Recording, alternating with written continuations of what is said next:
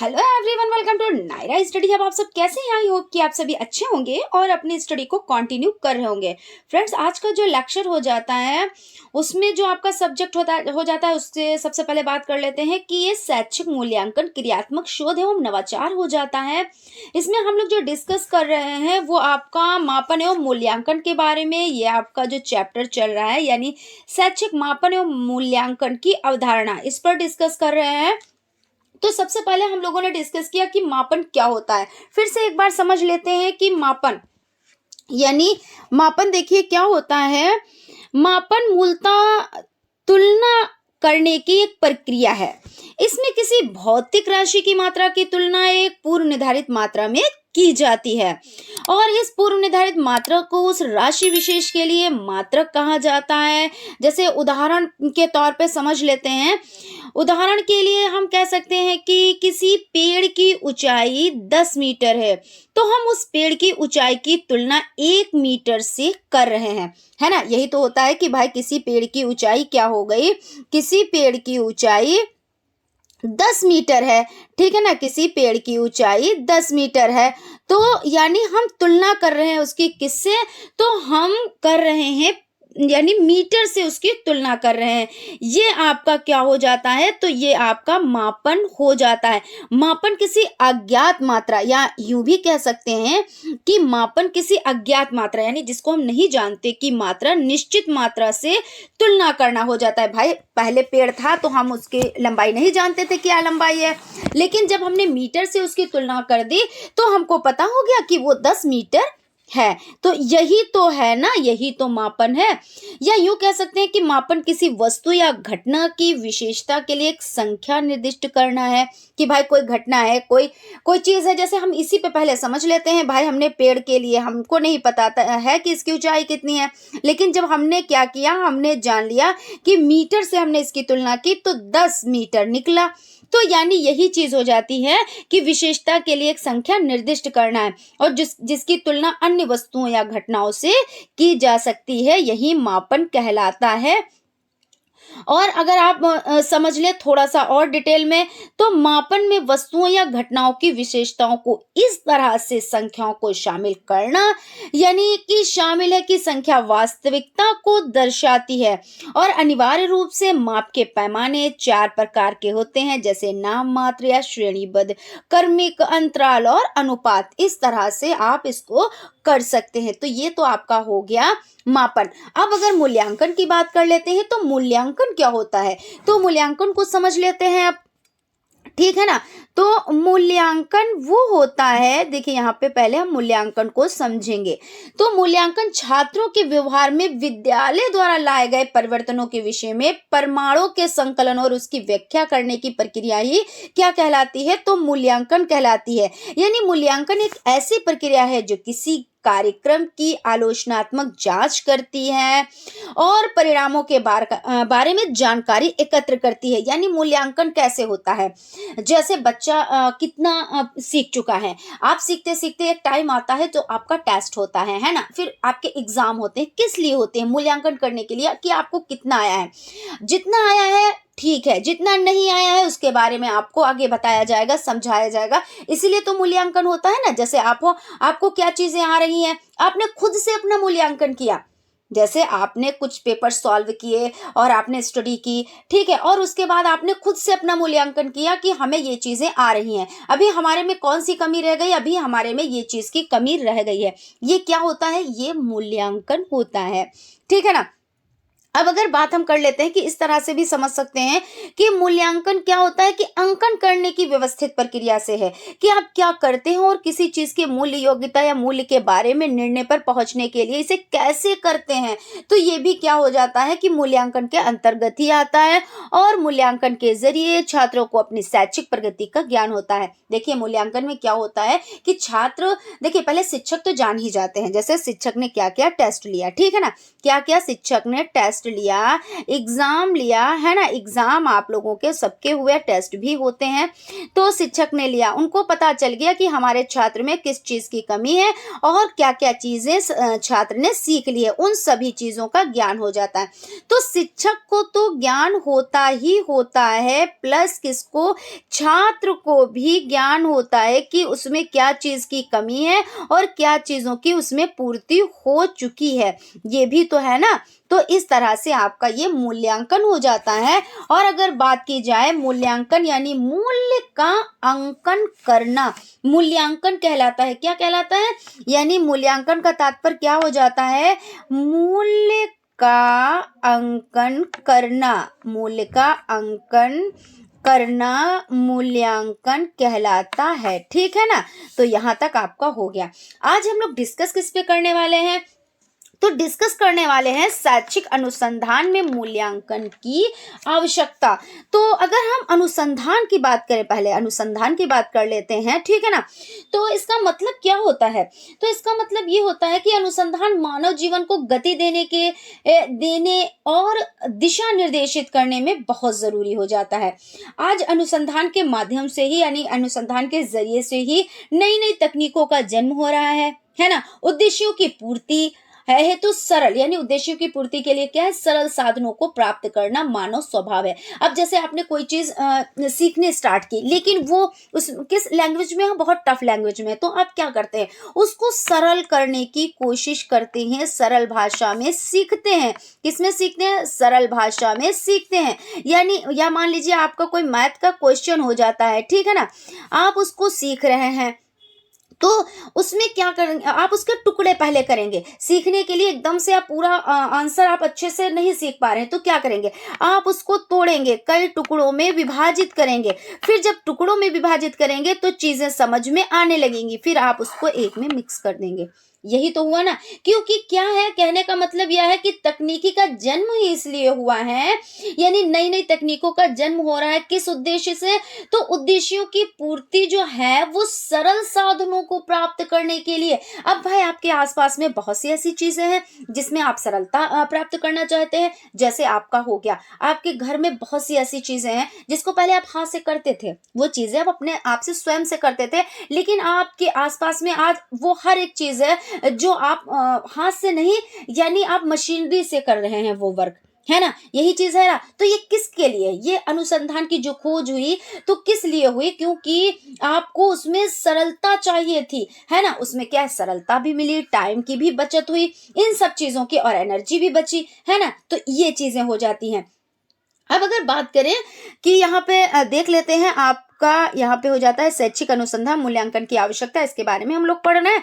तो शैक्षिक मूल्यांकन प्रक्रिया के अंतर्गत शैक्षिक अनुसंधान की प्रक्रिया को भी महत्वपूर्ण माना जाता है। मूल्यांकन के आधार पर ही छात्रों के अधिगम स्तर एवं शिक्षण विधियों की उपयोगिता एवं अनुपयोगिता आदि के संबंध में शैक्षिक अनुसंधान द्वारा निकाले गए निष्कर्ष सत्यापित किए जाते हैं। मूल्यांकन से प्राप्त होने वाले निष्कर्ष सामान्य रूप से सत्यता के अधिक समीप होते हैं, जबकि मूल्यांकन प्रक्रिया को वैध एवं विश्वसनीय आधार एवं संपन्न किया गया हो। इसके विपरीत मूल्यांकन प्रक्रिया को प्रभावी रूप से संपन्न नहीं किया गया तो उसमें प्राप्त निष्कर्ष भी पूर्णतः विश्वसनीय एवं वैध नहीं होंगे। प्रायः शिक्षक अनुसंधान की प्रगति गुणात्मक कैसी है, तो यहाँ पे ध्यान रखिएगा, गुणात्मक मूल्यांकन पर ही आधारित होती है। किस पर, तो गुणात्मक मूल्यांकन पर आधारित होती है। अनुसंधान के मूल्यांकन के अभाव में अनुसंधानों का विकास संभव नहीं हो सकता। मूल्यांकन द्वारा लगभग पिछले 25 वर्षों में भारत में शैक्षिक अनुसंधानों की प्रगति तेजी से हुई है। यह प्रगति अनुसंधान के प्रत्येक स्तर जैसे डीलेट, पीएचडी, एमफिल तथा एमएड में हुई है, परंतु इसका उच्च स्तर, यानी इसका स्तर उच्च नहीं है। इस कारण से भारतीय शिक्षा शास्त्री इस दिशा में गंभीर हुए हैं और पिछले वर्षों में शिक्षा अनुसंधान में गुणात्मक नियंत्रण पर राष्ट्रीय स्तर पर अनेक सभाएं तथा गोष्ठियों का आयोजन हुआ है। इन गोष्ठियों में अनुसंधान के गिरते स्तर पर पर्याप्त तर्क वितर्क हुए हैं। उसके आधार पर शैक्षिक अनुसंधान की गुणवत्ता बनाए रखने के लिए मूल्यांकन करने हेतु कुछ सिद्धांतों पर सहमति हुई है, ठीक है ना। उसके बाद आपका हो जाता है सामाजिक दृष्टिकोण से मूल्यांकन मूल्यांकन की आवश्यकता। अभी आपने मूल्यांकन के बारे में जाना, मूल्यांकन क्या होता है इसके बारे में जाना, तो अब हम लोग क्या जानेंगे, सामाजिक दृष्टिकोण से मूल्यांकन की आवश्यकता क्या होती है। अब जैसे मूल्यांकन शिक्षक और छात्र दोनों के लिए सहायता भाई प्रदान करता है। क्यों नहीं प्रदान करता है, बिल्कुल करता है। छात्र को अपनी प्रगति के संबंध में पृष्ठपोषण मिलता है। पृष्ठपोषण यानी उसको रिजल्ट मिलता है। यही तो होता है कि भाई उसकी क्या प्रगति है तो उसके बारे में वो जानता है। और शिक्षक अपनी प्रभावशीलता को मूल्यांकन की प्रक्रिया द्वारा जान लेता है कि यानी शिक्षक ने उसे बच्चे को कितना सिखाया है, कितना समझाया है, बच्चे को क्या क्या चीजें समझ में आई है, ये सब चीजें क्या हो जाती है, तो शिक्षक की जो प्रभावशीलता है उसका भी मूल्यांकन की प्रक्रिया द्वारा जान लेता है शिक्षक भी, ठीक है ना। तो इसमें यहाँ पे समझ लेते हैं, सामाजिक दृष्टिकोण से मूल्यांकन की आवश्यकता निम्नलिखित बिंदुओं द्वारा स्पष्ट कर सकते हैं। मूल्यांकन एक ऐसा साधन है जिसके माध्यम से समाज को यह ज्ञात होता है कि शिक्षा की प्रगति वांछित ढंग से हो रही है या नहीं हो रही है। समाज को मूल्यों द्वारा यह ज्ञात होता है कि उचित प्रकार की शिक्षा के स्तरों की प्राप्ति हो रही है या नहीं हो रही है। और मूल्यांकन द्वारा समाज विभिन्न प्रकार की सूचनाएं प्राप्त करता है, जैसे शैक्षिक कार्यक्रम उचित हैं या अनुचित हैं, किन विषयों का अधिक महत्व है आदि। मूल्यांकन द्वारा प्राप्त सूचनाओं के आधार पर परिवर्तित परिस्थितियों के अनुकूल पाठ्यक्रम को समाज की तत्कालीन आवश्यकताओं के अनुकूल बनाया जा सकता है और समाज अपने सदस्यों के बौद्धिक विकास के लिए शिक्षा को प्राप्त कर सकता है। तो यहाँ पे आपका क्या हो जाता है, सामाजिक दृष्टिकोण से मूल्यांकन की आवश्यकता, इसके बारे में हम लोगों ने जाना। थोड़ा सा और भी इसके बारे में जान लेते हैं, है ना, इसके बारे में थोड़ा सा और जान लेते हैं। यानी क्या हो जाता है आपका, यहाँ पे हो जाता है, देखिए शिक्षा की सहमति हुई है ना, और इस व्यवस्था का मुख्य उद्देश्य शिक्षा में पूर्व निर्धारित लक्ष्यों को प्राप्त करना भी हो जाता है। और शिक्षा प्रशासन इस दिशा में कहाँ तक सफलता प्राप्त कर रहा है, ये मूल्यांकन, ये जो मूल्यांकन होता है उसके जरिए ही ज्ञात किया जा सकता है ना। और मूल्यांकन द्वारा भारतीय जो शिक्षा शास्त्रियों को यह ज्ञात होता है कि हमारे देश का शिक्षा स्तर दिन प्रतिदिन गिरता जा रहा है। इन सब चीजों के बारे में क्या होता है, तो जानकारी प्राप्त हो जाती है ना। तो यहाँ पे आपका हो जाता है। उसके बाद आप देख लेते हैं, यहाँ पे मापन एवं मूल्यांकन में अंतर को समझ लेते हैं।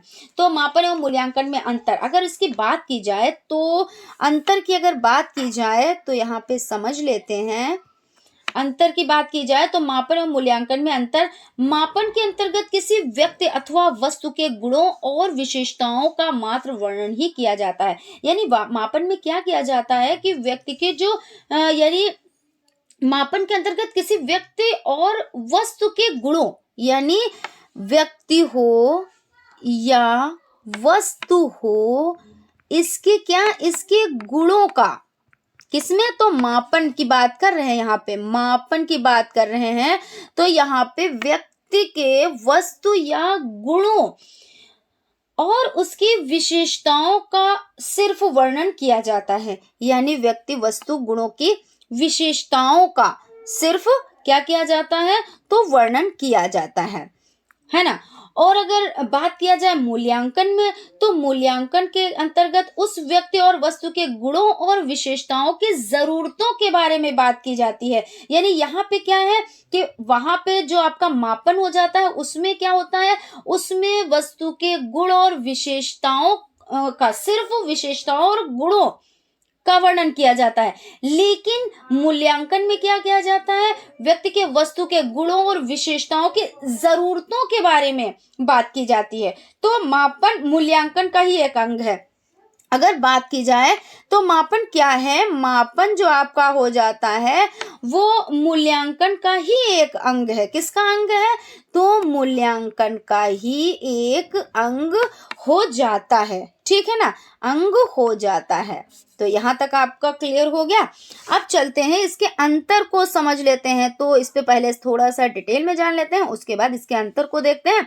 हालांकि अभी आपने अंतर ही जाना है, ये आपको सरल भाषा में बताया गया। अब किताबी भाषा में भी समझ लेते हैं थोड़ा सा कि मापन द्वारा शिक्षार्थियों की उपलब्धि की मात्रा अथवा स्तर निर्धारित किया जाता है। देखिए वही चीज हो गई कि भाई मापन के अंतर्गत किसी व्यक्ति अथवा वस्तु के गुणों और विशेषताओं का सिर्फ वर्णन किया जाता है, गुणों और विशेषताओं, यह चीज ध्यान रखिएगा। और मापन का संबंध केवल उस प्रक्रिया से जो शिक्षार्थी के संबंध में यह ज्ञात कराती है कि कोई योग्यता अथवा कुशलता शिक्षार्थियों के किस स्तर तक है। मूल्यांकन में मापन के साथ मूल्य भी निर्धारित किया जाता है। इस प्रकार मापन मूल्यांकन का आवश्यक अंग है, बिल्कुल अंग है। मूल्यांकन में विद्यार्थियों की उपलब्धि का संख्यात्मक विवरण, मापन योग्यताओं के गुणात्मक विवरण तथा इन दोनों के आधार पर मूल्य निर्धारण या निर्णय लेना सम्मिलित है। यहाँ पे इस तरह से आपका हो जाता है। यहाँ पे आप देख सकते हैं कि इस प्रकार मापन उन तथ्यों से संबंधित है जिन्हें संख्या में व्यक्त किया जाता है तथा कितना प्रश्न का उत्तर प्राप्त होता है ना, कि कितना प्राप्त किया, यही तो है ना, प्रश्न का उत्तर प्राप्त होता है। मूल्यांकन में कितने से अलग क्या मूल्य है, इस प्रश्न का उत्तर दिया जाता है। उदाहरण के लिए एक टाइपिंग सीखने वाला विद्यार्थी परीक्षा दे और परिणाम निकले कि वो प्रति मिनट 40 शब्द टाइप करता है और कुछ 5 गलतियां करता है, तो इसे मापन की प्रक्रिया कहेंगे। कि भाई कोई व्यक्ति है, वो टाइपिंग कर रहा है, वो हर मिनट में 40 शब्द टाइप करता है, उसमें 5 गलतियां भी निकल रही हैं, तो इसे मापन की प्रक्रिया कहेंगे। इसमें मुख्य तथ्य टाइप करना है ना, मुख्य भाई जो तथ्य है, क्योंकि वो अगर टाइप ना करता तो गलतियां पता कैसे चलती और ये भी नहीं पता चलता कि कितने टाइम में कितने शब्द वो टाइप कर रहा है ना। तो क्या है, गति एवं परिशुद्धता इस तथ्य के वे परिमाप हैं जिनका मापन किया जा रहा है। 40 शब्द, 5 गलतियां, ये वे प्रतीक है जिससे परीक्षार्थी की टाइप योग्यता प्रमाणित हुई है। बिल्कुल यही चीज है कि भाई अगर टाइपिंग ना करता बंदा तो पता नहीं चलता। अब यहाँ पे बात कर लेते हैं कि यदि विद्यार्थी के टाइप करने की योग्यता को अन्य विद्यार्थियों द्वारा प्राप्त अंकों को सामने रखकर आंका जाए तो इस आधार पर इसे माध्यम या बी ग्रेड दिया जाए, तो इस प्रक्रिया को मूल्यांकन कहेंगे। क्योंकि जब इतनी गलतियां निकली और इतने मिनट में इसने वर्क किया तो बी ग्रेड दिया गया, है ना। इसमें प्रतीक या ग्रेड विद्यार्थी की टाइप योग्यता की गति एवं शुद्धता का मूल्य आंकता है। वस्तुतः मूल्यांकन गुणात्मक निर्णय करने की एक प्रक्रिया है, अतः यह भी एक प्रकार का मापन है। जिस प्रकार हम किसी वस्तु के परिमाप का वितरण यानी विवरण देने के लिए प्रतीकों का प्रयोग करते हैं, उसी प्रकार उसके गुणों का विवरण देने के लिए गुणात्मक यानी क्या कर सकते हैं हम लोग कि यानी गुणात्मक मानकों को मूल्यांकन का आधार बनाते हैं। तो इस तरह से यहाँ पे हो जाता है। अब हम लोग क्या देख लेते हैं, मापन एवं मूल्यांकन में अंतर को इस तरह से समझ सकते हैं।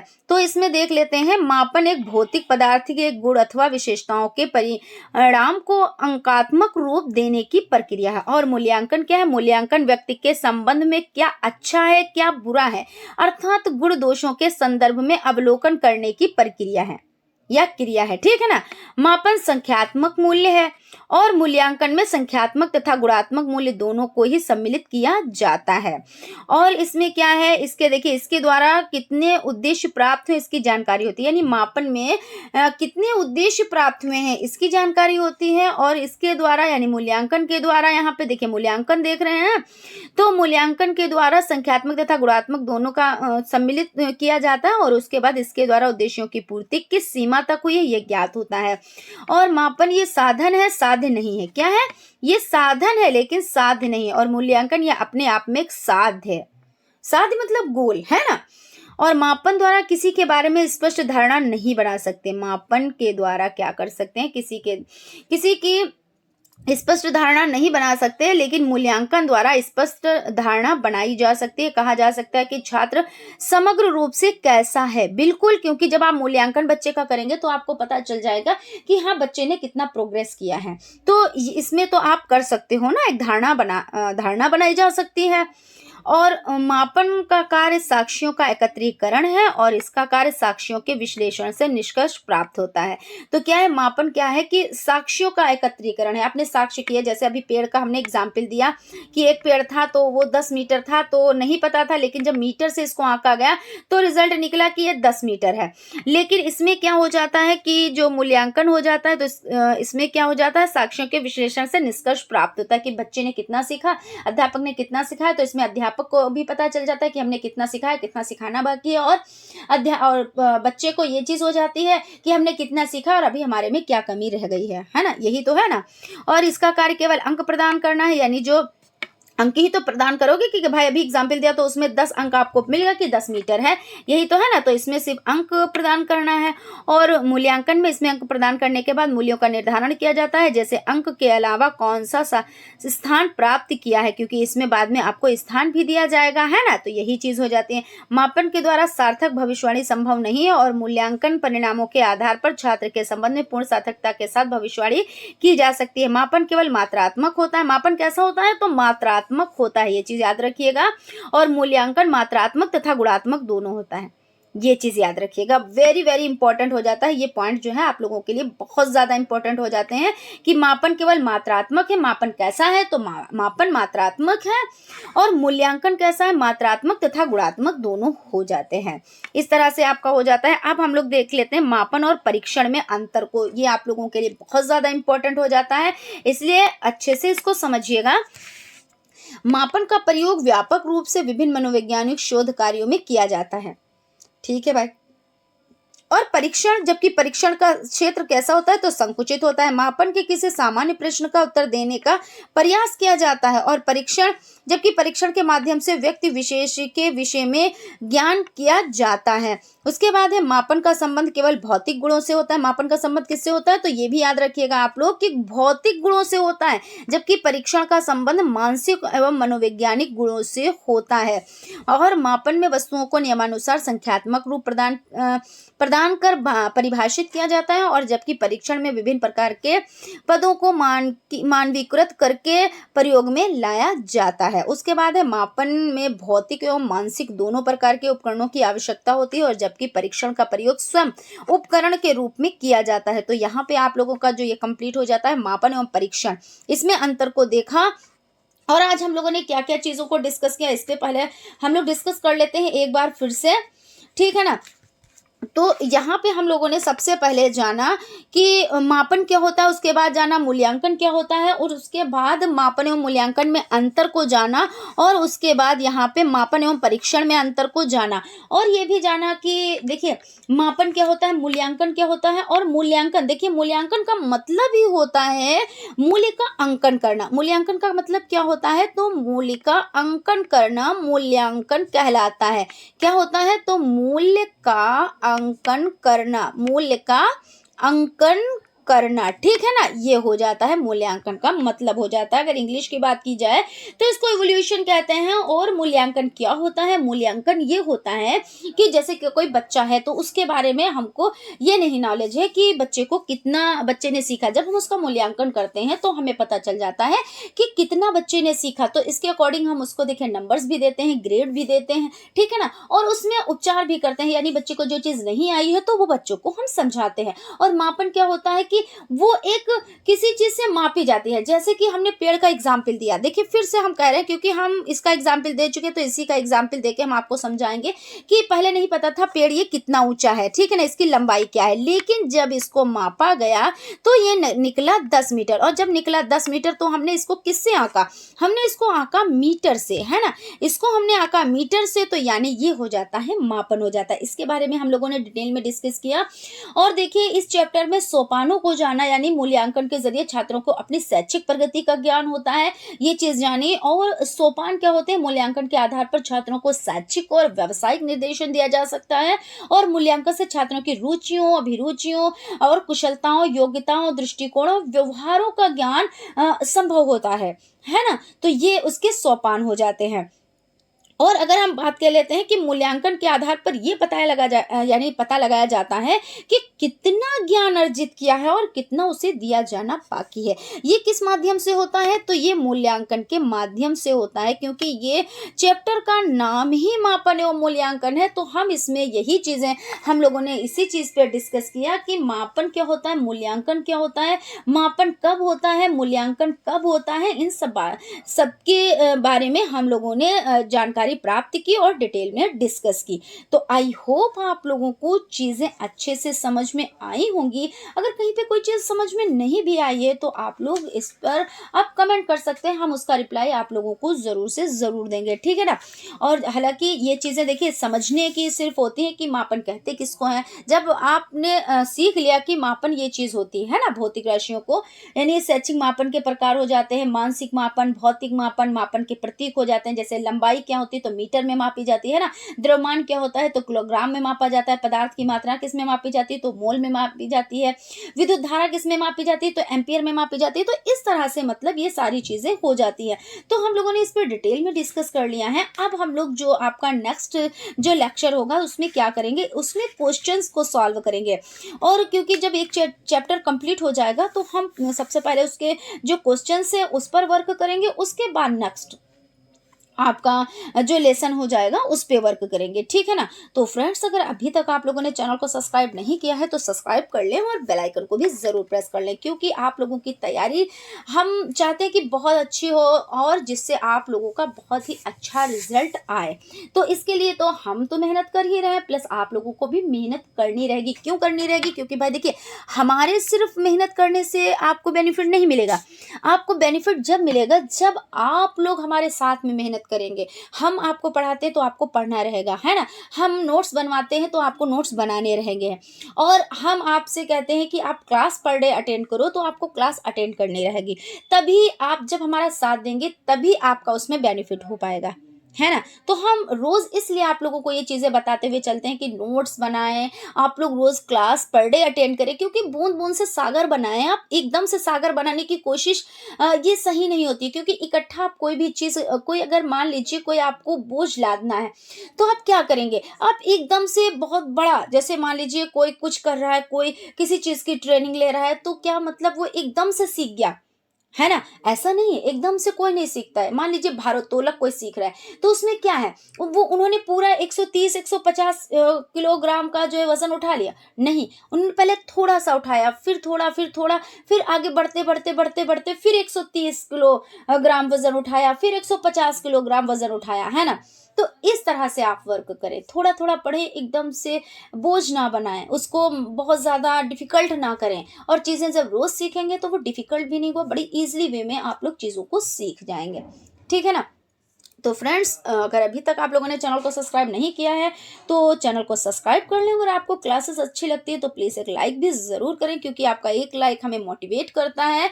और जब मोटिवेट करता है तो हम चीज़ों को बेहतर से बेहतरीन करने की कोशिश करते हैं। और वैसे भी अगर आप लाइक ना भी करें तब भी हम तो अपना 110% देते हैं, लेकिन उसमें आपका भी फ़र्ज़ हो जाता है कि आप भी 110% अपना दें, ठीक है ना। तो मिलते हैं नेक्स्ट क्लास में। Thank you.